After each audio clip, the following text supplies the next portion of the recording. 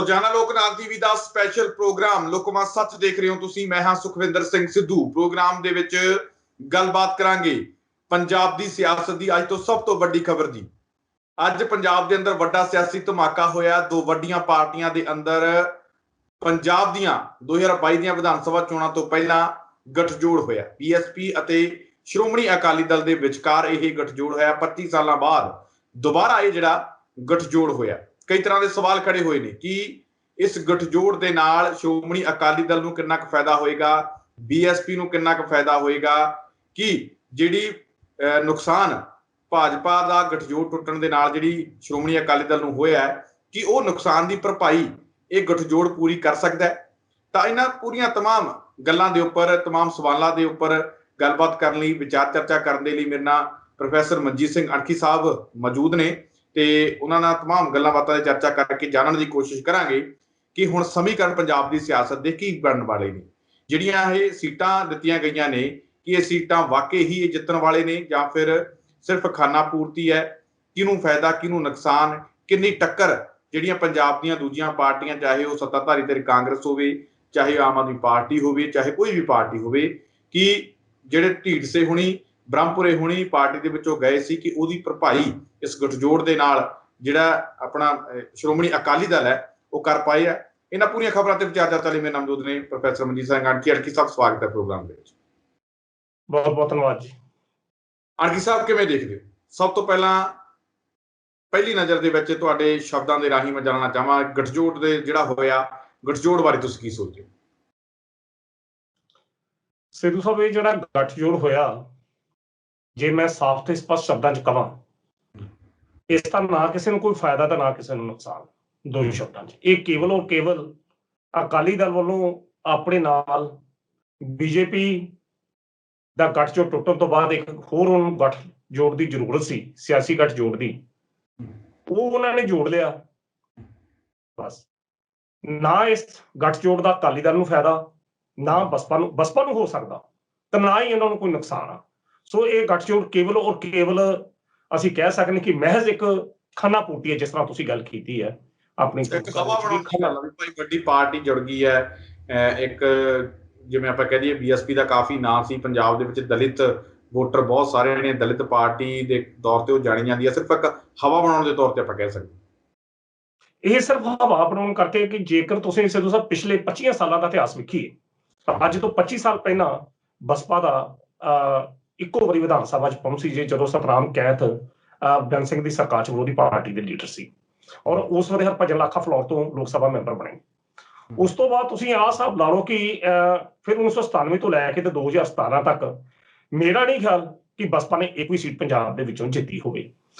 ਇਸ ਦਾ ਕਾਰਨ ਜਿਹੜਾ ਹੈ ਉਹ ਇਹੋ ਹੀ ਕਾਰਨ ਆ ਕਿ ਇਹਨਾਂ ਦੇ ਜਿਹੜੇ ਰਾਸ਼ਟਰੀ ਨੇਤਾ ਨੇ, ਪਾਰਟੀ ਪ੍ਰਧਾਨ ਜੋ ਬੀਬੀ ਮਾਇਆਵਤੀ, ਉਹਨੇ ਕਦੇ ਵੀ ਪੰਜਾਬ ਨੂੰ ਜਾਂ ਪੰਜਾਬ ਦੀ ਬਸਪਾ ਕੇਡਰ ਨੂੰ ਕਦੇ ਵੀ ਸੀਰੀਅਸ ਤੌਰ ਤੇ ਲਿਆ ਹੀ ਨਹੀਂ। ਕੇਵਲ ਔਰ ਕੇਵਲ ਇਸ ਤਰੀਕੇ ਨਾਲ ਜ਼ਰੂਰ ਲਿਆ ਜਾਂਦਾ ਕਿ ਇੱਕ ਪਾਰਟੀ ਹੈਗੀ ਆ ਸਾਡੀ, ਮਤਲਬ ਖੇਤਰੀ ਪਾਰਟੀ, ਸਾਡੀ ਪਾਰਟੀ ਪੰਜਾਬ 'ਚ ਹੈਗੀ ਆ, ਕੇਵਲ ਅਸੀਂ ਉੱਥੇ ਓਪਰੇਟ ਕਰਨਾ, ਤਾਂ ਜਿਹੜੀ ਪਾਰਟੀ ਸਾਨੂੰ ਕੋਈ ਮਾਇਆ ਮਤਾ ਮਾਈਕ ਦੇਗੀ ਉਹਦੇ ਹੱਕ 'ਚ ਬਹਿ ਜਾਗੇ। ਕੇਵਲ ਔਰ ਕੇਵਲ ਉਹਨਾਂ ਦਾ ਮੁੱਦਾ ਹਮੇਸ਼ਾ ਇਹ ਰਿਹਾ। ਅੱਜ ਤੱਕ ਕਦੇ ਵੀ ਪਿਛਲੇ 20 ਸਾਲਾਂ ਦੇ ਇਤਿਹਾਸ 'ਚ ਤੁਸੀਂ ਦੇਖ ਲਓ, ਬੀਬੀ ਮਾਇਆਵਤੀ ਵੱਲੋਂ ਕਦੇ ਵੀ ਪੰਜਾਬ ਦੇ ਵਿੱਚ ਪੰਜਾਬ ਦੀਆਂ ਵੋਟਾਂ ਨੂੰ ਗੰਭੀਰਤਾ ਨਾਲ ਲਿਆ ਹੀ ਨਹੀਂ ਗਿਆ। ਠੀਕ ਹੈ, ਅੱਜ ਵੀ ਜਿਹੜਾ ਗਠਜੋੜ ਬੜਾ ਅਹਿਮ ਗਠਜੋੜ ਮੰਨਿਆ ਜਾ ਰਿਹਾ, ਅੱਜ ਵੀ ਮਾਇਆਵਤੀ ਜਿਹੜੀ ਖੁਦ ਨਹੀਂ ਪਹੁੰਚੀ ਇੱਥੇ। ਮਾਇਆਵਤੀ ਖੁਦ ਨਹੀਂ ਪਹੁੰਚੀ ਔਰ ਉਹਨਾਂ ਨੇ ਕੋਵਿਡ ਦਾ ਬਹਾਨਾ ਲਾ ਕੇ ਇਸ ਗੱਲ ਨੂੰ ਸਾਈਡਲਾਈਨ ਕਰਨ ਦੀ ਕੋਸ਼ਿਸ਼ ਕੀਤੀ ਇਸ ਪੁਆਇੰਟ ਤੋਂ। ਹਾਲਾਂਕਿ ਜੇਕਰ ਦੇਖਿਆ ਜਾਵੇ ਤਾਂ ਕਹਿਣ ਨੂੰ ਇਹ ਚਾਹੀਦਾ ਸੀ ਕਿ ਬੜਾ ਵੱਡਾ ਗਠਜੋੜ ਹੈਗਾ ਕਿ ਦੋਵੇਂ ਪਾਰਟੀਆਂ ਦਾ। ਪਰ ਸਿੱਧੂ ਸਾਹਿਬ, ਇਹ ਜਿਸ ਤਰੀਕੇ ਨਾਲ ਤੁਸੀਂ ਸਵਾਲ ਦੀ ਮੈਨੂੰ ਪੁੱਛਿਆ, ਤਾਂ ਉਹਦੇ ਦੋ ਸ਼ਬਦਾਂ 'ਚ ਫਾਇਦਾ ਕਿ ਕੋਈ ਫਾਇਦਾ ਨਾ ਤਾਂ ਅਕਾਲੀ ਦਲ ਨੂੰ ਇਸ ਦਾ ਫਾਇਦਾ, ਨਾ ਕੋਈ ਨੁਕਸਾਨ। ਕਿਉਂਕਿ ਅਕਾਲੀ ਦਲ ਵੱਲੋਂ ਜਿਹੜੀਆਂ 20 ਸੀਟਾਂ ਦਿੱਤੀਆਂ ਗਈਆਂ, 8 ਜਿਹੜੀਆਂ ਉਹ ਦੁਆਬੇ 'ਚ ਦਿੱਤੀਆਂ ਗਈਆਂ, 7 ਜਿਹੜੀਆਂ ਮਾਲਵੇ 'ਚ ਦਿੱਤੀਆਂ ਗਈਆਂ, 5 ਜਿਹੜੀਆਂ ਮਾਝੇ 'ਚ ਦਿੱਤੀਆਂ ਗਈਆਂ। ਹੁਣ ਇਹ ਜਿਹੜੀਆਂ ਸੀਟਾਂ ਨੇ, ਇਹਨਾਂ ਦੇ ਵਿੱਚੋਂ ਇੱਕਾ ਦੁੱਕਾ ਨੂੰ ਛੱਡ ਕੇ ਬਾਕੀ ਤੇ ਇਹਨਾਂ ਸੀਟਾਂ ਤੇ ਜਿਹੜਾ ਕਾਂਗਰਸ ਕਾਬਿਲ ਹੈਗੀ ਆ। ਔਰ ਸੈਕੰਡਲੀ, ਜੇਕਰ ਕੱਲੀ ਸੀਟ ਦੀ ਗੱਲ ਕਰੀ, ਜੇਕਰ ਮਾਝੇ ਦੀ ਗੱਲ ਕਰਾਂ, ਪਠਾਨਕੋਟ ਦੀਆਂ ਜਿਹੜੀਆਂ 3 ਸੀਟਾਂ ਨੇ, ਉਹਦੇ ਵਿੱਚ ਹਿੰਦੂ ਜਿਹੜੀ ਵੋਟ ਆ ਉਹ ਭਾਰੀ ਆ, ਉਹ ਬੀਜੇਪੀ ਦੇ ਮਤਲਬ ਖਾਤੇ 'ਚ ਹੁੰਦੀਆਂ। ਉੱਥੇ ਜੋ ਮਰਜ਼ੀ ਹੋ ਜਾਵੇ, ਅਕਾਲੀ ਦਲ ਬੀਜੇਪੀ ਨਾਲ ਜ਼ਰੂਰ ਲੜਦਾ, ਪਰ ਜਿੱਤ ਜਿਹੜੀ ਬੀਜੇਪੀ ਦੀ ਪ੍ਰਾਪਤ ਹੁੰਦੀ ਰਹੀ ਆ ਉੱਥੋਂ। ਤਾਂ ਬਸਪਾ ਦਾ ਉਸ ਖੇਤਰ 'ਚ ਆਧਾਰ ਨਹੀਂ। ਅੰਮ੍ਰਿਤਸਰ ਦੀਆਂ ਜਿਹੜੀਆਂ 2 ਸੀਟਾਂ ਉਹਨਾਂ ਲਾਈਆਂ, ਉੱਥੇ ਵੀ ਜਿਹੜਾ ਬਸਪਾ ਦਾ ਆਧਾਰ ਨਹੀਂ ਆ। ਹਾਂ, ਜਿਹੜੀਆਂ ਮਾਝੇ ਦੀਆਂ 8 ਸੀਟਾਂ ਨੇ, ਜਿਹੜੀਆਂ 4 ਸੀਟਾਂ ਨੇ, ਉੱਥੇ ਦਲਿਤ ਵਰਗ ਦੀ ਪਕੜ ਜਿਹੜੀ ਜ਼ਰੂਰ ਆ। ਪਰ ਸਿੱਧੂ ਸਾਹਿਬ ਗੱਲ ਅਸਲ 'ਚ ਇਹ ਹੈ ਕਿ ਜਦੋਂ ਹੁਣ ਇਹਨਾਂ ਨੇ ਆਪਣੇ ਕੈਂਡੀਡੇਟ ਖੜੇ ਕਰਨੇ ਤੇ ਦੂਜੀਆਂ ਪਾਰਟੀਆਂ ਨੇ ਵੀ ਤਾਂ ਦਲਿਤ ਪੱਖ 'ਚੋਂ ਨੁਮਾਇੰਦਗੀ ਬੰਦੇ ਖੜੇ ਕਰਨੇ ਆ। ਬਿਲਕੁਲ ਇਸ ਤਰੀਕੇ ਦੇ ਨਾਲ ਕੋਈ ਵੀ ਇਹੋ ਜਿਹਾ ਪ੍ਰਭਾਵ ਜਿਹੜਾ ਨਾ ਪੈਣਾ ਕੋਈ ਨਹੀਂ। ਅਕਾਲੀ ਦਲ ਨੇ ਕੇਵਲ ਔਰ ਕੇਵਲ ਆਪਣੇ ਕੋਲੋਂ, ਜਿਸ ਤਰ੍ਹਾਂ ਅਸੀਂ ਕਹਿ ਸਕਦੇ ਕਿ ਇੱਕ ਸਾਈਡ ਲਾਈਨ ਵੇਖੋ ਤੁਹਾਨੂੰ 20 ਸੀਟਾਂ ਦਿੱਤੀਆਂ, ਤੁਸੀਂ ਲੜ ਕੇ ਆਓ। ਜੇ ਵੀ 2 ਵੀ ਜਿੱਤ ਜਾਣ ਤਾਂ, ਜੇ 2 ਬਸਪਾ ਜਿੱਤ ਜਾਂਦੀ ਤਾਂ ਬਸਪਾ ਨੂੰ ਫਾਇਦਾ ਹੋ ਸਕਦਾ, ਅਕਾਲੀ ਦਲ ਨੂੰ ਇਸ ਦਾ ਕੋਈ ਫਾਇਦਾ ਨਹੀਂ, ਕਿਉਂਕਿ ਅਕਾਲੀ ਦਲ ਦਾ ਜਿਹੜਾ ਆਧਾਰ ਆ ਉਹ ਅੱਗੇ ਉਹ ਖੋਰਾ ਲੱਗ ਚੁੱਕਾ। ਅਕਾਲੀ ਦਲ ਤੇ ਇਸ ਵੇਲੇ ਜਿਸ ਤਰ੍ਹਾਂ ਸਾਫ਼ ਰੋਲਦਾਰ ਪਾਰਟੀ ਕਦੀ ਕਿਸੇ ਦੀ ਨਹੀਂ ਦੇ। ਤੁਸੀਂ ਪਿਛਲਾ ਇਤਿਹਾਸ ਦੇਖੋ, ਅਕਾਲੀ ਦਲ ਇਸ ਪਾਰਟੀ ਦੇ ਪ੍ਰਤੀ ਕਦੇ ਗੰਭੀਰ ਹੀ ਨਹੀਂ ਹੋਇਆ, ਕਦੀ ਉਸਨੇ ਨਾਮ ਤੱਕ ਨਹੀਂ ਲਿਆ। ਪਰ ਸਮੇਂ ਦੀ ਜਿਹੜੀ ਲੋੜ ਆ ਉਹਨੂੰ ਉਸ ਪਾਸੇ ਲੈਣ ਦਾ ਕਿ ਜਿਸ ਕਰਕੇ ਉਹਨਾਂ ਨੂੰ 20 ਸੀਟਾਂ ਦੇਣੀਆਂ ਪਈਆਂ। ਤਾਂ ਬਸਪਾ ਵਾਸਤੇ ਕੋਈ ਫਰਕ ਹੀ ਨਹੀਂ ਹੈ ਜੇ 20 ਵੀ ਆ ਜਾਣ, ਜੇ 15 ਵੀ ਆ ਜਾਣ, ਕਿਉਂਕਿ ਜਿੱਤ ਜਿਹੜੀ ਆ ਕੇਵਲ ਉਸ ਦੁਆਬੇ ਖੇਤਰ 'ਚ ਹੋ ਸਕਦੀ ਹੈ। ਕਿਉਂਕਿ ਜਲੰਧਰ ਦੇ ਵਿੱਚ ਜਿਹੜਾ ਲੋਕ ਸਭਾ ਚੋਣਾਂ ਜਿਹੜੀਆਂ ਪਿੱਛੇ ਹੋਈਆਂ ਉਹ ਤੇ ਬਲਵਿੰਦਰ ਕੁਮਾਰ ਸੀ, ਉਹ 2 ਲੱਖ ਵੋਟ ਜਿਹੜੀ ਉਹ ਜ਼ਰੂਰ ਲੈ ਗਿਆ ਸੀ, ਪੜ੍ਹਿਆ ਲਿਖਿਆ ਬੰਦਾ ਸੀ, PhD ਕੀਤੀ ਉਸ ਬੰਦੇ ਨੇ, ਬਸਪਾ ਦਾ ਉਹ ਬੰਦਾ ਕੈਂਡੀਡੇਟ ਲੜਿਆ। ਪਰ ਉਹਦੇ ਬਾਵਜੂਦ ਮੈਂ ਜਿਸ ਤਰੀਕੇ ਨਾਲ ਗੱਲ ਕੀਤੀ, ਕੇਵਲ ਜਲੰਧਰ ਦੇ ਆਸੇ-ਪਾਸੇ ਦਾ 4 ਜਿਹੜੀਆਂ ਸੀਟਾਂ ਨੇ, ਕਪੂਰਥਲਾ ਹੋ ਗਈ, ਜਲੰਧਰ ਦੀ ਲੋਕਲ ਜਿਹੜੀਆਂ 2 ਸੀਟਾਂ ਨੇ, ਉੱਥੇ ਜ਼ਰੂਰ ਆਧਾਰ ਹੈਗਾ। ਪਰ ਗੱਲ ਤਾਂ ਇੰਟਰਸਟਿੰਗ ਪੁਆਇੰਟ ਤੇ ਇਹ ਹੈ ਕਿ ਦੂਜੀਆਂ ਪਾਰਟੀਆਂ ਕੋਲ ਵੀ ਤਾਂ ਕੈਂਡੀਡੇਟ ਹਨ, ਉਹਨਾਂ ਨੇ ਤਾਂ ਖੜੇ ਕਰਦੇ। ਹੁਣ ਉੱਥੋਂ ਦੇ ਜਲੰਧਰ ਦੇ ਜਿਹੜਾ ਕਾਂਗਰਸ ਦਾ ਪ੍ਰਧਾਨ ਆ ਉਹਦੀ ਸੀਟ ਖਾਲੀ ਆ, ਤਾਂ ਆਉਂਦੇ ਕੁਝ ਦਿਨਾਂ ਵਿੱਚ ਜਦੋਂ ਕਾਂਗਰਸ ਨੇ ਉੱਥੋਂ ਦਾ ਪ੍ਰਧਾਨ ਬਣਾ ਉਹ ਵੀ ਦਲਿਤ ਬਣਾਉਣਾ। ਬਸਪਾ ਦਾ, ਅਕਾਲੀ ਦਲ ਦਾ ਦੁਆਬੇ ਖੇਤਰ 'ਚ ਪ੍ਰਭਾਵ ਜਿਹੜਾ ਨਹੀਂ ਹੈ। ਇਹ ਦੁਆਬੇ ਖੇਤਰ 'ਚ ਸੰਨ ਲਾਉਣ ਕਰਕੇ ਇਹਨਾਂ ਨੇ ਬਸਪਾ ਦੀ ਸਹਾਇਤਾ ਲਈ ਹੈ, ਪਰ ਬਸਪਾ ਦਾ ਉਹਨਾਂ ਆਧਾਰ ਨਹੀਂ ਹੈ ਕਿ ਸ਼੍ਰੋਮਣੀ ਅਕਾਲੀ ਦਲ ਨੂੰ ਸੱਤਾ ਦੀ ਪੌੜੀ ਚੜ੍ਹ ਕੇ ਸੱਤਾ ਤੱਕ ਪਹੁੰਚਾਇਆ ਜਾ ਸਕੇ। ਸੋ ਆਪਣੇ ਖਿਆਲ ਅਨੁਸਾਰ ਇਹੋ ਜਿਹੀ ਜਿਹੜੀ ਸਥਿਤੀ ਹੈ ਉਹ ਕੁਝ ਬਣਦੀ ਨਜ਼ਰ ਨਹੀਂ ਆਉਂਦੀ।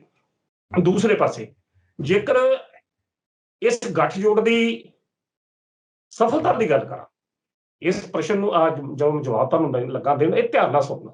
ਜੇਕਰ ਬਸਪਾ ਦੇ ਇਤਿਹਾਸ ਨੂੰ ਵੇਖੀ ਤਾਂ ਬਸਪਾ ਨੂੰ ਕੋਈ ਸਿਧਾਂਤ ਨਹੀਂ ਆ। ਬਸਪਾ ਨੂੰ ਲੋੜ ਪਏ ਬੀਜੇਪੀ ਨਾਲ ਉਹਨੇ ਸਮਝੌਤਾ ਕਰ ਲੈਣਾ, ਅਗਰ ਉਸਦੀ ਲੋੜ ਪਵੇ ਸਮਾਜਵਾਦੀ ਪਾਰਟੀ ਨਾਲ ਕਰ ਸਕਦੀ ਹੈ, ਜੇ ਉਸ ਨੂੰ ਲੱਗੇ ਉਹ ਕਾਂਗਰਸ ਪਾਰਟੀ ਨਾਲ ਵੀ ਜਾ ਸਕਦੀ ਹੈ, ਤੇ ਜੇ ਉਸ ਨੂੰ ਲੱਗੇ ਤਾਂ ਉਹ ਸ਼੍ਰੋਮਣੀ ਅਕਾਲੀ ਦਲ ਵੀ ਨਾਲ ਵੀ ਜਾ ਸਕਦੀ ਹੈ।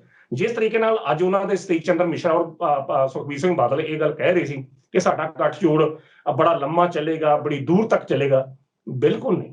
ਸਿੱਧੂ ਸਾਹਿਬ ਤੁਸੀਂ ਦੇਖਿਓ, ਇਹ ਸਿਰਫ ਗੱਠਜੋੜ ਉਦੋਂ ਤੱਕ ਹੀ ਆ ਜਦੋਂ ਤੱਕ ਵੋਟਾਂ ਨੇ 2022 ਦੀਆਂ।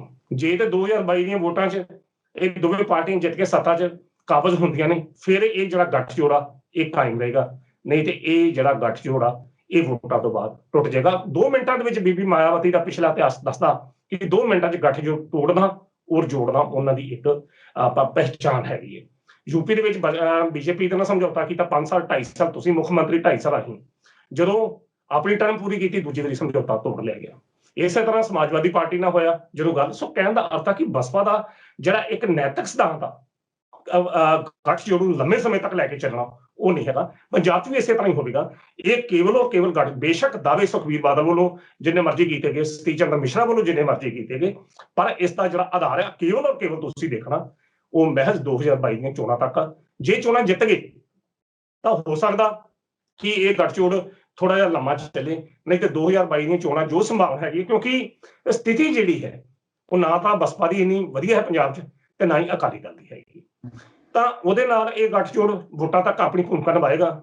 ਵੋਟਾਂ ਪੈ ਗਈਆਂ, ਜੇ ਜਿੱਤ ਪ੍ਰਾਪਤ ਹੁੰਦੀ ਹੈ ਤੇ ਠੀਕ ਹੈ, ਫਿਰ ਗੱਠਜੋੜ ਚੱਲ ਸਕਦਾ। ਫਿਰ ਉਦੋਂ ਵੀ ਰੇੜਕਾ ਪੈਣਾ, ਇਹਨਾਂ ਨੇ ਕਹਿਣਾ ਕਿ ਸਾਡੀਆਂ 20 ਸੀਟਾਂ ਹੀ ਇਸ ਆਪਾਂ ਯੋਗਦਾਨ ਪਾਇਆ, ਤਾਂ ਡਿਪਟੀ ਮੁੱਖ ਮੰਤਰੀ ਦੇ ਅਹੁਦੇ ਤੋਂ ਇਹਨਾਂ ਨੇ ਥੱਲੇ ਨਹੀਂ ਆਉਣਾ, ਤਾਂ ਡਿਪਟੀ ਉਸ ਮੁੱਖ ਮੰਤਰੀ ਦਾ ਜਿਹੜਾ ਅਹੁਦਾ ਆ ਸੁਖਬੀਰ ਬਾਦਲ ਦਲਿਤ ਵਰਗ ਨੂੰ ਆਪਣੀ ਪਾਰਟੀ ਵਿੱਚੋਂ ਦੇਣ ਨੂੰ ਤਿਆਰ ਹੈ, ਜਿਸ ਵਿੱਚ ਗੁਲਜ਼ਾਰ ਸਿੰਘ ਰਣੀਗੇ ਜਾਂ ਚਰਨਜੀਤ ਸਿੰਘ ਅਠਵਾਲ ਕਈ ਬੰਦੇ ਇਹੋ ਜਿਹੇ ਬੈਠੇ। ਜੇਕਰ ਸਰਕਾਰ ਹੁੰਦੀ ਹੈ, ਇਸ ਪਾਸੇ ਹੀ ਆਉਣ ਵਾਲਾ ਸੀ, ਤੁਹਾਨੂੰ ਮੈਂ ਇਸ ਪਾਸੇ ਹੀ ਆਉਣ ਵਾਲਾ ਸੀ ਕਿ ਦਲਿਤ ਵੋਟਰਾਂ ਦੀ ਜਿਹੜੀ ਪਾਰਟੀ ਮੰਨੀ ਜਾਂਦੀ ਹੈ, ਪਾਰਟੀ ਦੇ ਤੌਰ ਤੇ ਮਸ਼ਹੂਰ ਹੈ BSP, ਤੇ ਦੂਜੇ ਪਾਸੇ ਜਿਹੜਾ ਹੈਗਾ ਸੁਖਬੀਰ ਸਿੰਘ ਬਾਦਲ ਇਹ ਐਲਾਨ ਕਰ ਚੁੱਕੇ ਨੇ ਕਿ ਡਿਪਟੀ CM ਜਿਹੜਾ ਉਹ ਦਲਿਤ ਭਾਈਚਾਰੇ ਦੇ ਵਿੱਚੋਂ ਹੋਏਗਾ।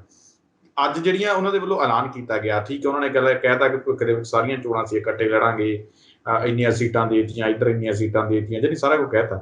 ਪਰ ਇਹਦੇ ਵਿੱਚ ਡਿਪਟੀ ਮੁੱਖ ਮੰਤਰੀ ਦਾ ਉਹਨਾਂ ਦੇ ਵੱਲੋਂ ਐਲਾਨ ਨਹੀਂ ਕੀਤਾ ਗਿਆ ਕਿ ਭਾਈ ਜੇ ਸਾਡੀ ਸਰਕਾਰ ਬਣਦੀ ਹੈ ਤਾਂ CM ਸਾਡਾ ਹੋਏਗਾ, ਡਿਪਟੀ CM ਇਹਨਾਂ ਦਾ ਹੋਏਗਾ। ਇਹ ਗੱਲ ਨਹੀਂ ਕਹੀ ਗਈ। ਕੱਲ ਨੂੰ ਭਵਿੱਖ ਦੇ ਵਿੱਚ ਜਾ ਕੇ ਰੌਲਾ ਵੀ ਤਾਂ ਪੈ ਸਕਦਾ ਇਹਨਾਂ ਦੇ ਵਿਚਕਾਰ ਕਿ ਭਾਈ ਤੁਸੀਂ ਦਲਿਤ ਦੀ ਗੱਲ ਕੀਤੀ ਸੀ ਤੇ ਦਲਿਤ ਪਾਰਟੀ ਜਿਹੜੀ ਕੋਈ ਜਾਣੀ ਜਾਂਦੀ ਹੈ ਦਲਿਤ ਵੋਟਰਾਂ ਦੀ, ਤਾਂ ਸਾਡੀ ਪਾਰਟੀ ਜਾਣੀ ਜਾਂਦੀ ਹੈ, ਤੇ ਡਿਪਟੀ ਮੁੱਖ ਮੰਤਰੀ ਦਾ ਚਿਹਰਾ ਜਿਹੜਾ ਸਾਡਾ ਹੋਣਾ ਚਾਹੀਦਾ। ਅੱਗੇ ਜਾ ਕੇ ਰੌਲਾ ਪੈ ਵੀ ਸਕਦਾ। ਬਿਲਕੁਲ ਨਹੀਂ, ਇਹ ਅੱਜ ਜਿਹੜਾ ਤੁਸੀਂ ਇਹ ਗੱਲ ਕਹਿ ਰਹੇ, ਇਸ ਗੱਲ ਦੀ ਬੜੀ ਆਸ ਕੀਤੀ ਜਾ ਰਹੀ ਸੀ ਕਿ ਸੁਖਬੀਰ ਬਾਦਲ ਸ਼ਾਇਦ ਇਹੋ ਜਿਹਾ ਐਲਾਨ ਕਰੇਗਾ, ਪਰ ਸੁਖਬੀਰ ਬਾਦਲ ਨੇ ਕੇਵਲ ਆਪਣੀ ਫਾਰਮੈਟ ਇੱਕ ਰਸਮੀ ਜੀ ਗੱਲਬਾਤ ਕਰਕੇ ਪ੍ਰੈਸ ਕਾਨਫਰੰਸ ਜਿਹੜੀ ਹੈ ਪੱਤਰਕਾਰਾਂ ਨਾਲ ਵੀ ਗੱਲਬਾਤ ਨਹੀਂ ਕੀਤੀ ਔਰ ਉੱਠਣ ਦਾ ਉਸਨੇ ਜਲਦੀ ਕੀਤੀ। ਸਿੱਧੂ ਸਾਹਿਬ ਗੱਲ ਇਹ ਹੈ ਕਿ ਤੁਸੀਂ ਡਿਪਟੀ ਆਫ ਮੁੱਖ ਮੰਤਰੀ ਦਾ ਅਹੁਦਾ ਜਿਹੜਾ ਆ ਬਹੁਤ ਮੁਸ਼ਕਲ ਦੀ ਸਥਿਤੀ ਆ ਕਿ ਉਹ ਇਹੋ ਜਿਹੀ ਗੱਲ ਮੈਂ ਤਾਂ ਪਹਿਲਾਂ ਤਾਂ ਗੱਲ ਕੀਤੀ ਉੱਥੋਂ ਤੱਕ ਸਥਿਤੀਆਂ ਬਣਨੀਆਂ ਨਹੀਂ ਆ ਜਿਹੜੀਆਂ ਸਥਿਤੀਆਂ ਇਹ ਬਣਾ ਕੇ ਬੈਠੇ ਆ, ਔਰ ਜੇ ਬਣਦੀਆਂ ਨੇ ਜਿਹਦੇ ਵਿੱਚੋਂ ਹਾਲਾਂਕਿ ਮੈਨੂੰ ਤਾਂ ਕੋਈ ਚਾਂਸ ਦਿਖਾਈ ਨਹੀਂ ਦੇ ਬਣਦੀਆਂ ਤਾਂ ਫਿਰ ਰੌਲਾ ਜਿਹੜਾ ਅਵਸ਼ ਪੈਣਾ। ਦੇਖੋ ਬਸਪਾ ਦੇ ਨਾਲੋਂ ਬੀਜੇਪੀ ਦਾ ਜਿਹੜਾ ਹੋਲਡ ਆ ਉਹ ਜ਼ਿਆਦਾ ਹੈ, ਉਹਦਾ ਵੋਟ ਬੈਂਕ ਇੱਕ ਜ਼ਿਆਦਾ। ਜੇਕਰ ਬੀਜੇਪੀ ਦੇ ਨਾਲ ਸ਼੍ਰੋਮਣੀ ਅਕਾਲੀ ਦਲ ਪਿਛਲੇ 20 ਸਾਲ ਜਾਂ 25 ਸਾਲ ਜਿੰਨਾ ਚਿਰ ਉਹਦਾ ਸਮਝੌਤਾ ਹੋਇਆ ਉਹਨਾਂ ਨੇ ਉਹਨੂੰ ਲਾਗੇ ਨਹੀਂ ਆਉਣ ਦਿੱਤਾ ਇਹੋ ਜਿਹੇ ਅਹੁਦਿਆਂ ਦੇ, ਔਰ ਉਹਨਾਂ ਦਾ ਜਿਹੜੀ ਆਪਸੀ ਦਵੈਸ਼ ਜਿਹੜੀ ਸੀ ਆਪਸੀ ਜਿਹੜੀ ਖਿੱਚੋਤਾਣ ਇਸੇ ਗੱਲ ਨੂੰ ਰਹੀ ਕਿ ਸਾਨੂੰ ਅਕਾਲੀ ਦਲ ਸਰਕਾਰ ਹੁੰਦਿਆਂ ਹੋਇਆਂ ਗੱਠਜੋੜ ਦੀ ਸਰਕਾਰ ਹੁੰਦਿਆਂ ਹੋਇਆਂ ਭਾਜਪਾ ਨੂੰ ਕਦੇ ਵੀ ਸਨਮਾਨਯੋਗ ਸਥਾਨ ਜਿਹੜਾ ਨਹੀਂ ਮਿਲਿਆ। ਤਾਂ ਫਿਰ ਬਸਪਾ ਦਾ ਤਾਂ ਉਸ ਪੱਧਰ ਤੇ ਆਧਾਰ ਹੀ ਕੋਈ ਨਹੀਂ ਹੈ।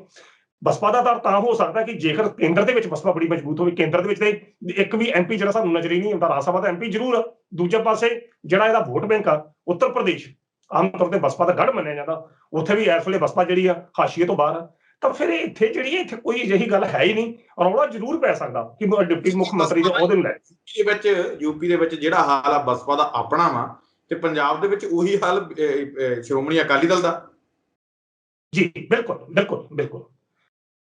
ਬਿਲਕੁਲ ਕਿ ਇਹ ਇਸ ਤਰੀਕੇ ਦੀ ਪੋਜੀਸ਼ਨ ਇਹੋ ਹੀ ਆ ਕਿ ਜਿਸ ਤਰ੍ਹਾਂ ਅਸੀਂ ਆਕਸੀਜਨ ਲੈਣ ਦੀ ਸਹਾਇਤਾ ਕਰਨ ਵਾਸਤੇ ਕਦੀ ਕਿਸੇ ਦਾ ਆਸਰਾ ਭਾਲਦੇ ਆ, ਕਦੀ ਕਿਸੇ ਦਾ ਆਸਰਾ ਭਾਲਦੇ, ਸਥਿਤੀ ਕੇਵਲ ਉਹ ਹੈ। ਔਰ ਦੂਜੇ ਪਾਸੇ ਆ ਜਦੋਂ ਐਲਾਨ ਹੋ ਰਿਹਾ ਸੀ ਸਿੱਧੂ ਸਾਹਿਬ, ਦੇਖੋ ਜੋ ਮਰਜ਼ੀ ਕਰ ਲਵੇ ਕਿ ਸ਼੍ਰੋਮਣੀ ਅਕਾਲੀ ਦਲ ਦੇ ਨਾਲੋਂ ਗੁਰੂ ਗ੍ਰੰਥ ਸਾਹਿਬ ਦੀ ਬੇਅਦਬੀ ਦਾ ਮੁੱਦਾ ਕਦੇ ਵੀ ਲੱਥ ਨਹੀਂ ਸਕਦਾ। ਇਸ ਕਰਕੇ ਕਦੇ ਵੀ ਜੋ ਮਰਜ਼ੀ ਕਰ ਲੈਣ, ਡੇਰੇ ਸੱਚੇ ਸੌਦੇ 84 ਦਾ ਜਾਂ ਹਰਮੰਦਰ ਸਾਹਿਬ ਦੇ ਅਟੈਕ ਦਾ ਜਿਹੜਾ ਧੱਬਾ ਕਾਂਗਰਸ ਦੇ ਉੱਪਰ ਲੱਗਿਆ ਉਹ ਪੱਕੇ ਤੌਰ ਤੇ ਲੱਗਿਆ ਹੋਵੇਗਾ। ਮਾਫ ਕਰਨਾ ਮੈਂ ਤੁਹਾਡੀ ਗੱਲ ਨੂੰ ਵਿੱਚ ਟੋਕ ਰਿਹਾ, ਇਹ ਬੜੀ ਅਹਿਮ ਸੀ, ਵਿੱਚ ਦੀ ਗੱਲ ਰਹਿ ਗਈ, ਬਸ ਥੋੜੀ ਜਿਹੀ ਸਾਫ਼ ਹੀ ਕੀਤੀ ਹੈ, ਪਰ ਮੈਂ ਚਾਹੂੰਗਾ ਆਪਣੇ ਦਰਸ਼ਕਾਂ ਨੂੰ ਵਿਸਤਾਰਪੂਰਵਕ ਆਪਾਂ ਦੱਸੀਏ ਕਿ ਜਿਸ ਤਰੀਕੇ ਦੇ ਨਾਲ ਗੱਠਜੋੜ ਟੁੱਟਿਆ ਭਾਜਪਾ ਦੇ ਨਾਲ, ਨੋ ਡਾਊਟ ਥੋੜਾ ਬਹੁਤਾ ਨੁਕਸਾਨ ਤਾਂ ਫਿਰ ਹੁੰਦਾ ਹੀ ਹੈ, ਤੇ ਉਸ ਨੁਕਸਾਨ ਦੀ ਭਰਪਾਈ ਬੀਐਸਪੀ ਅਕਾਲੀ ਦਲ ਦੇ ਲਈ ਕਰ ਸਕਦੀ ਹੈ? ਬਿਲਕੁਲ ਨਹੀਂ, ਕਿਉਂਕਿ ਉਹ ਜਿਹੜੀ ਭਰਪਾਈ ਹੈ ਜਿਹੜੀ ਆ ਉਹਦੇ ਵਾਸਤੇ ਸਥਿਤੀਆਂ ਤਾਂ ਜ਼ਰੂਰੀ ਨੇ ਕਿ ਜੇਕਰ ਬਸਪਾ ਦਾ ਆਪਣਾ ਸਿਆਸੀ ਆਧਾਰ ਪੰਜਾਬ 'ਚ ਬਹੁਤ ਜ਼ਿਆਦਾ ਮਜ਼ਬੂਤ ਹੋਵੇ। ਉਹ ਇੱਕ ਸੀਮਤ ਖੇਤਰ ਤੱਕ ਹੈ, ਦੁਆਬੇ ਦੇ ਖੇਤਰ ਤੱਕ, ਪਰ ਗੁਰੂ ਗ੍ਰੰਥ ਸਾਹਿਬ ਦੀ ਬੇਅਦਬੀ ਦਾ ਮੁੱਦਾ, ਸੱਚੇ ਸੌਦੇ ਨੂੰ ਮਾਫੀ ਦੇਣ ਦਾ ਮੁੱਦਾ ਸਾਰੇ ਪੰਜਾਬ 'ਚ ਫੈਲਿਆ, ਸਾਰੇ ਪੰਜਾਬ 'ਚ। ਔਰ ਦੂਸਰੇ ਬੰਨੇ ਇੰਟਰਸਟਿੰਗ ਗੱਲ ਬਾਤ, ਦੁਆਬੇ ਦੇ ਜਿਸ ਖੇਤਰ 'ਚ ਇਹ ਗੱਲ ਕਰ ਰਹੇ ਉੱਥੇ ਡੇਰਾ ਜਿਹੜੇ ਬੱਲਾਂ ਵਾਲੇ ਨੇ ਉਹਨਾਂ ਦਾ ਇੱਕ ਵੱਖਰਾ ਆਧਾਰ ਹੈਗਾ, ਉਹ ਵੋਟ ਬੈਂਕ ਉਹਨਾਂ ਦਾ ਆ। ਸੋ ਕਹਿਣ ਦਾ ਅਰਥ ਇਹ ਆ ਕਿ ਦੇਖੋ ਅਕਾਲੀ ਦਲ ਦੀ ਜਿਹੜੀ ਸਥਿਤੀ ਇਸ ਵੇਲੇ ਪੰਜਾਬ 'ਚ ਉਹ ਹਾਸ਼ੀਏ ਦੇ ਪਾਰ ਹੀ ਜਾਣ ਵਾਲੀ ਹੈ, ਸਾਰੇ ਲੋਕ ਸਮਝਦੇ ਨੇ, ਬਸਪਾ ਵੀ ਜਾਣਦੀ ਹੈ।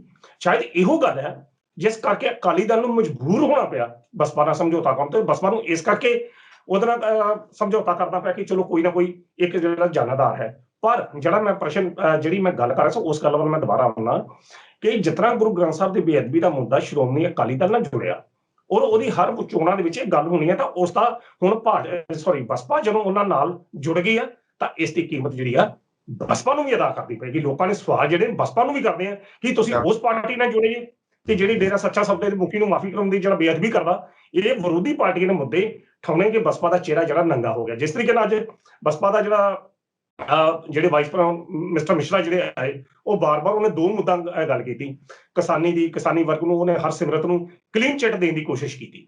ਹਾਲਾਂਕਿ ਹਰਸਿਮਰਤ ਦਾ ਜਿਹੜੀ ਰੋਲ ਸੀ ਉਹ ਸਾਰੇ ਲੋਕਾਂ ਨੂੰ ਪਤਾ, ਕਿਸਾਨਾਂ ਨੂੰ ਪਤਾ, ਪਰ ਇਹ ਸਮੇਂ ਦੀ ਮਜਬੂਰੀ ਕਿ ਸਤੀਸ਼ ਚੰਦਰ ਮਿਸ਼ਰਾ ਨੂੰ ਅੱਜ ਉਹਦੇ ਸੋਲੇ ਗਾਉਣੇ ਪਏ ਹਰਸਿਮਰਤ ਕੌਰ ਬਾਦਲ ਦੇ ਕਿ ਦੇਖੋ ਇਹਨਾਂ ਨੇ ਕਿਸਾਨ ਦੇ ਮੁੱਦੇ ਤੇ ਜਿਹੜੀ ਆ ਉਹ ਰੈਜ਼ਿਗਨੇਸ਼ਨ ਦਿੱਤਾ। ਹਾਲਾਂਕਿ ਇਹ ਕਿਸਾਨਾਂ ਨੂੰ ਵੀ ਪਤਾ, ਪੰਜਾਬ ਦੇ ਲੋਕਾਂ ਨੂੰ ਵੀ ਪਤਾ ਕਿ ਉਹਨਾਂ ਬਿੱਲਾਂ ਦੇ ਹੱਕ ਦੇ ਵਿੱਚ ਕੌਣ ਖਲੋਤੇ ਸੀ। ਸੋ ਕਹਿਣ ਦਾ ਅਰਥ ਹੈ ਕਿ ਇਹ ਜਿਹੜੇ ਮੁੱਦੇ ਜਿਹੜੇ ਸ਼੍ਰੋਮਣੀ ਅਕਾਲੀ ਦਲ ਦੇ ਗੱਲ ਪਏ ਨੇ, ਇਹਦਾ ਸੇਕ ਜਿਹੜਾ ਅੱਗੇ ਉਹਨਾਂ ਨੂੰ ਲੱਗਦਾ ਸੀ ਕੱਲਿਆਂ, ਹੁਣ ਇਹ ਸੇਕ ਬਸਪਾ ਨੂੰ ਵੀ ਲੱਗੇਗਾ। ਇਹਦਾ ਤਾਂ ਹੁਣ ਬਸਪਾ ਮੁਕਤ ਨਹੀਂ ਹੋ ਸਕਦੀ। ਜਿਸ ਤਰੀਕੇ ਦੇ ਨਾਲ ਮਾਇਆਵਤੀ ਖੁਦ ਗਠਜੋੜ ਤੇ ਪਹੁੰਚੇ ਨਹੀਂ, ਤਾਂ ਦੂਜੇ ਪਾਸੇ ਗੱਲ ਇਹ ਵੀ ਦੇਖਣ ਵਾਲੀ ਸੀ ਕਿ ਪੰਜਾਬ ਦੇ ਜਿਹੜੇ ਪ੍ਰਧਾਨ ਆ ਬੀਐਸਪੀ ਦੇ, ਉਹਨਾਂ ਨੂੰ ਤਾਂ ਸਟੇਜ ਤੇ ਬੋਲਣ ਦਾ ਹੀ ਮੌਕਾ ਤੱਕ ਨਹੀਂ ਦਿੱਤਾ ਗਿਆ। ਨਹੀਂ, ਬਿਲਕੁਲ ਤੁਹਾਡੀ ਗੱਲ ਹੈ ਕਿ ਉਹ ਸਾਈਡਲਾਈਨ ਕੀਤੇ ਸੀ। ਕੇਵਲ ਜਿਹੜਾ ਆਪਣੇ ਮਿਸ਼ਰਾ ਔਰ ਸੁਖਬੀਰ ਬਾਦਲ ਕੇਵਲ ਦੋਵੇਂ ਨੇਤਾ ਬੋਲੇ ਔਰ ਕਿਸੇ ਜਸਬੀਰ ਸਿੰਘ ਗੜੀ ਨੂੰ ਵੀ ਦੇਖਿਆ ਵੀ ਕਿਹਨੂੰ ਕਿਸ ਤਰੀਕੇ ਨਾਲ ਸਨਮਾਨਿਤ ਕੀਤਾ ਤੇ ਪੰਜਾਬ ਪ੍ਰਧਾਨ ਨੂੰ ਕਿਸ ਤਰੀਕੇ ਨਾਲ ਸਨਮਾਨਿਤ ਕੀਤਾ। ਬਿਲਕੁਲ ਇਹ ਅਸਲ 'ਚ ਗੱਲ ਕਾਰਨ ਥੋੜਾ ਜਿਹਾ ਜੇਕਰ ਤੁਸੀਂ ਗੱਠਜੋੜ ਦੇ ਇਤਿਹਾਸ ਨੂੰ ਵੇਖੋ ਨਾ ਕਿ ਸ਼੍ਰੋਮਣੀ ਅਕਾਲੀ ਦਲ ਔਰ ਬਸਪਾ ਦਾ ਜਿਹੜਾ ਗੱਠਜੋੜ ਹੋਇਆ ਸੀ ਅੱਜ ਤੋਂ ਕੁਝ ਸਮਾਂ ਪਹਿਲਾਂ, ਅੱਜ ਤੋਂ 25 ਸਾਲ ਪਹਿਲਾਂ, ਉਹ ਸੇਵਾ ਸਿੰਘ ਸੇਖਵਾਂ ਦੇ ਰਾਹੀਂ ਹੁੰਦਾ ਸੀ। ਸੇਵਾ ਸਿੰਘ ਸੇਖਵਾਂ ਨੇ ਇੱਕ ਦਲ ਬਣਾਇਆ, ਦਲ ਸੀ ਉਹਦਾ, ਮੈਨੂੰ ਉਸਦਾ ਨਾਮ ਜਿਹੜਾ ਨਹੀਂ ਯਾਦ ਆ ਰਿਹਾ, ਕਰਮਚਾਰੀ ਦਲ ਉਸਦਾ ਨਾਮ ਹੁੰਦਾ ਸੀ। ਤੇ ਕਰਮਚਾਰੀ ਦਲ ਜਿਹੜਾ ਸੀ ਉਹ ਪੂਰਨ ਤੌਰ ਤੇ ਸੇਵਾ ਸਿੰਘ ਸੇਖਵਾਂ ਰਿਪਰੈਜ਼ੈਂਟ ਕਰਦਾ ਸੀ ਉਸਨੂੰ, ਔਰ ਉਹਦੇ ਜਿੰਨੇ ਵੀ ਵੋਟਰ ਸਾਰੇ ਦਲ ਸਨ। ਤਾਂ ਸਮਝੌਤਾ ਜਿਹੜਾ ਆਪਾਂ ਕਹਿ ਸਕਦੇ ਹਾਂ ਮਾਇਆਵਤੀ ਜਾਂ ਬਾਬੂ ਕਾਸ਼ੀ ਰਾਮ ਦੇ ਵਿਚਕਾਰ ਸੇਵਾ ਸਿੰਘ ਸੇਖਵਾਂ ਇੱਕ ਅਹਿਮ ਭੂਮਿਕਾ ਜਿਹੜੀ ਉਹ ਨਿਭਾਉਂਦਾ ਹੁੰਦਾ ਸੀ। ਪਰ ਹੁਣ ਇਹ ਸਮਝੌਤਾ ਜਿਹੜਾ ਨਾ, ਇਹ ਕਦੇ ਉਹ ਮੁੱਦਿਆਂ ਦੇ ਆਧਾਰ ਤੇ ਨਹੀਂ ਹੋਇਆ, ਸ਼ਰਤਾਂ ਦੇ ਆਧਾਰ ਤੇ ਨਹੀਂ ਹੋਇਆ, ਇਹ ਕੇਵਲ ਮਜਬੂਰੀ ਹੈ ਦੋਵਾਂ ਧਿਰਾਂ ਦੀ। ਕਿਉਂਕਿ ਬਸਪਾ ਦੀ ਮਜਬੂਰੀ ਇਹ ਆ ਕਿ ਉਸ ਦਾ ਵੋਟ ਬੈਂਕ ਹੋਣ ਦੇ ਬਾਵਜੂਦ ਪੰਜਾਬ ਦੇ ਵਿੱਚ ਜਨ ਆਧਾਰ ਨਹੀਂ ਹੈ। ਲੋਕ ਕਾਂਗਰਸ ਨੂੰ ਵੋਟ ਪਾ ਦੇਣਗੇ, ਲੋਕ ਬੀਜੇਪੀ ਨੂੰ ਵੋਟ ਪਾ ਦੇਣਗੇ, ਅਕਾਲੀ ਦਲ ਨੂੰ ਪਾ ਦੇਣਗੇ। ਮੈਂ ਸਿੱਧੂ ਸਾਹਿਬ ਮਾਫ ਕਰਨਾ, ਮੈਂ ਇੱਕ ਗੱਲ ਬੜੀ ਲੱਗਾ ਕਹਿਣ, ਪੰਜਾਬ ਦੇ ਵਿੱਚ ਅਜੇ ਵੀ ਜਿਹੜੀਆਂ ਵੋਟਾਂ ਨਾ, ਅਸੀਂ ਬੇਸ਼ੱਕ ਸਿੱਖ ਧਰਮ ਨੂੰ ਬਿਲੋਂਗ ਕਰਦੇ ਹਾਂ, ਅਸੀਂ ਅੱਜ ਵੀ ਕਹਿੰਦੇ ਨੇ ਸਰਬ ਸਾਂਝੀਵਾਲਤਾ, ਪਰ ਸਿੱਧੂ ਸਾਹਿਬ ਨਹੀਂ। ਜਦੋਂ ਵੋਟਾਂ ਪੈਂਦੀਆਂ ਜੱਟ ਦੀ ਵੋਟ ਜੱਟ ਨੂੰ ਜਾਂਦੀ ਆ, ਹਿੰਦੂ ਦੀ ਵੋਟ ਹਿੰਦੂ ਨੂੰ ਜਾਂਦੀ ਹੈ, ਦਲਿਤ ਦੀ ਵੋਟ ਇੱਕ ਮੰਨ ਲਓ ਜੋ ਮਰਜ਼ੀ ਹੋ ਜੇ, ਇੱਕ ਦਲਿਤ ਕੈਂਡੀਡੇਟ ਖਲੋਤਾ ਤਾਂ ਜੱਟ ਵੋਟ ਪਾਉਣ ਲੱਗੇ 100 ਵਾਰੀ ਉਹਨੂੰ ਸੋਚੂਗਾ।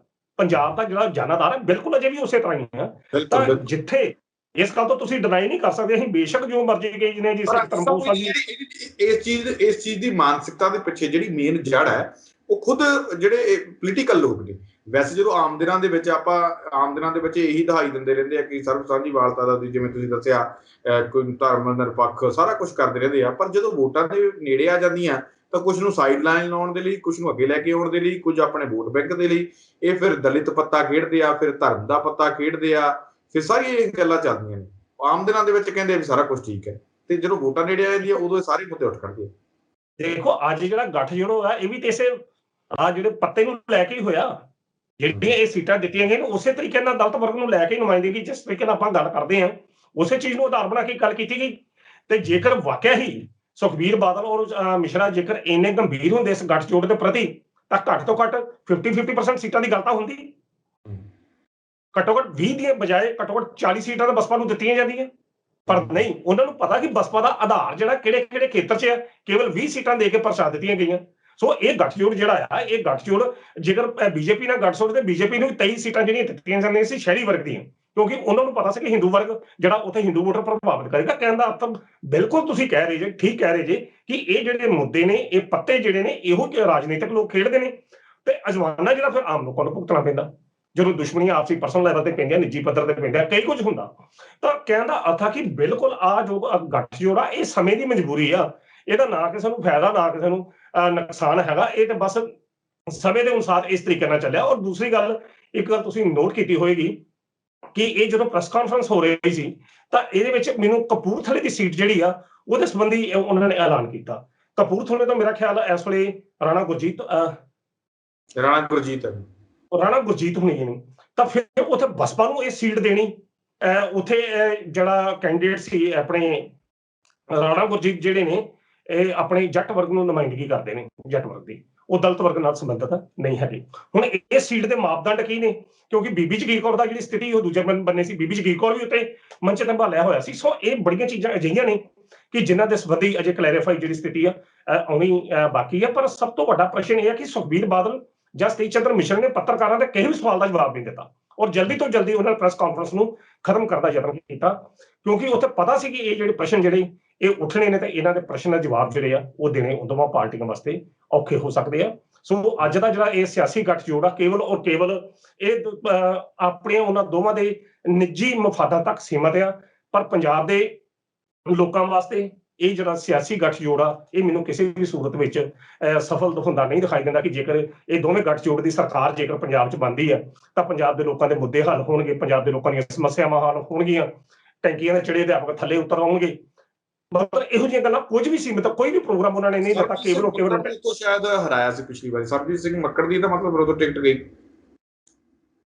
ਜੀ। ਸਰਬਜੀਤ ਮੱਕੜ ਦੀ ਨਹੀਂ, ਮੈਨੂੰ ਸੌਰੀ ਮੈਂ ਤੁਹਾਡਾ ਪ੍ਰਸ਼ਨ ਸੁਣ ਨਹੀਂ ਸਕਿਆ।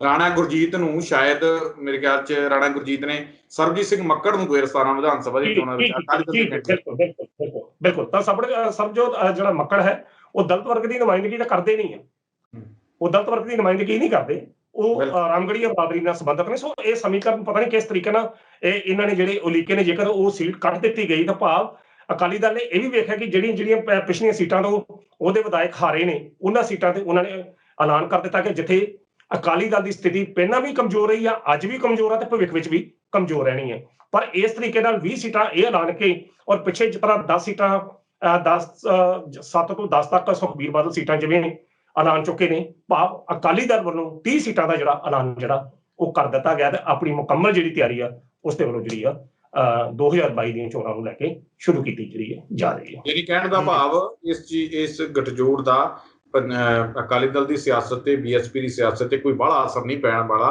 ਇਹ ਸਿਰਫ ਇੱਕ ਚਰਚਾ ਦਾ ਵਿਸ਼ਾ ਥੋੜੇ ਦਿਨ ਰਹੇਗਾ ਕਿ ਗੱਠਜੋੜ ਹੋਇਆ ਤੇ ਸ਼ਾਇਦ ਵੋਟਾਂ ਤੱਕ ਇਹਦਾ ਕੋਈ ਬਹੁਤਾ ਅਸਰ ਤੁਹਾਡੇ ਕਹਿਣ ਦਾ ਮਤਲਬ ਨਹੀਂ ਰਹੇਗਾ।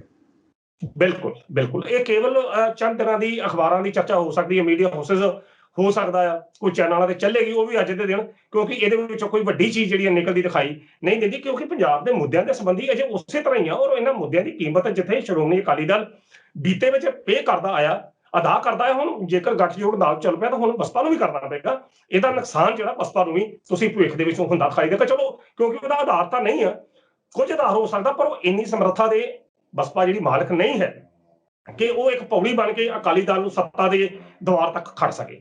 ਸੋ ਇਹ ਗੱਲ ਜਿਹੜੀ ਸਮੇਂ ਦੇ ਗਰਭ ਵਿੱਚ ਹੈ। ਜੀ ਸੁਣ ਸਾਹਿਬ, ਕਾਂਕੀ ਸਾਹਿਬ, ਤੁਸੀਂ ਸਾਡੇ ਨਾਲ ਪ੍ਰੋਗਰਾਮ ਦੇ ਵਿੱਚ ਜੁੜੇ, ਤੁਹਾਡਾ ਬਹੁਤ ਬਹੁਤ ਧੰਨਵਾਦ। ਬਹੁਤ ਧੰਨਵਾਦ ਜੀ। ਤਾਂ ਇਹ ਸਨ ਪ੍ਰੋਫੈਸਰ ਮਨਜੀਤ ਸਿੰਘ ਕਾਂਕੀ ਸਾਹਿਬ, ਇਹਨਾਂ ਦੇ ਵੱਲੋਂ ਇਹਨਾਂ तमाम ਖਬਰ ਦੇ ਉੱਪਰ ਸਾਡੇ ਨਾਲ ਵਿਚਾਰ ਚਰਚਾ ਕੀਤੀ ਗਈ, ਇੱਕ ਕੀਮਤੀ ਵਿਚਾਰ ਆਪਣੇ ਨਾਲ ਜਿਹੜਾ ਸਾਂਝਾ ਕੀਤਾ ਗਿਆ। ਉਮੀਦ ਕਰਦੇ ਹਾਂ ਕਿ ਪ੍ਰੋਫੈਸਰ ਸਾਹਿਬ ਉਹਨਾਂ ਦੇ ਜਿਹੜੇ ਵਿਚਾਰ ਆ ਤੁਹਾਨੂੰ ਜ਼ਰੂਰ ਪਸੰਦ ਆਏ ਹੋਣਗੇ। ਦੁਬਾਰਾ ਫਿਰ ਬਣਾਂਗੇ ਪ੍ਰੋਗਰਾਮ ਦੇ ਵਿੱਚ, ਤਦ ਤੱਕ ਲਈ ਦਿਓ ਇਜਾਜ਼ਤ, ਧੰਨਵਾਦ।